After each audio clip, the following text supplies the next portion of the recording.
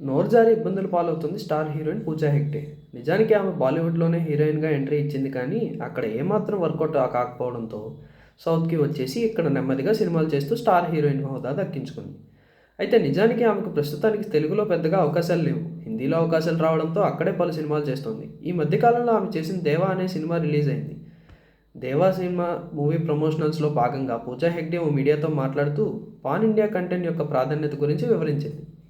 నిజానికి అలా వైకుంఠపురంలో ఒక తమిళ ఫిలిం అయినప్పటికీ హిందీలోనూ జనాలు ఆదరించారు. డీజే దువ్వాడ జగన్నాథం సినిమా కూడా హిందీలో చూశారు. కాబట్టి సినిమా బాగుంటే భాషతో సంబంధం లేకుండా జనాలకు రీచ్ అవుతుందనే అనుకుంటున్నాను అని చెప్పింది.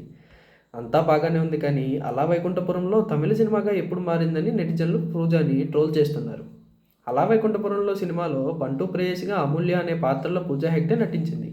మూవీలో పొట్టబొమ్మ పాట కారణంగా టాలీవుడ్ పొట్టబొమ్మగా మారిపోయింది. ఇప్పటి వరకు ఆమె కెరీర్లో ఇదే బిగ్గెస్ట్ హిట్.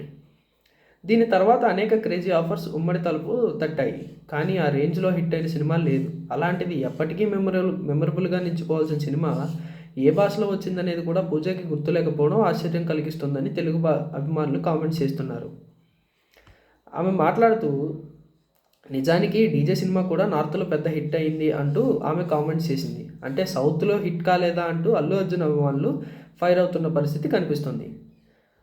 ఆమె తెలిసి మాట్లాడిందో లేక నిజంగానే అవగాహన లేక మాట్లాడిందో తెలియదు, కానీ మొత్తానికి ఆమె ఫ్యాన్స్కి టార్గెట్గా మారింది అని చెప్పక తప్పదు.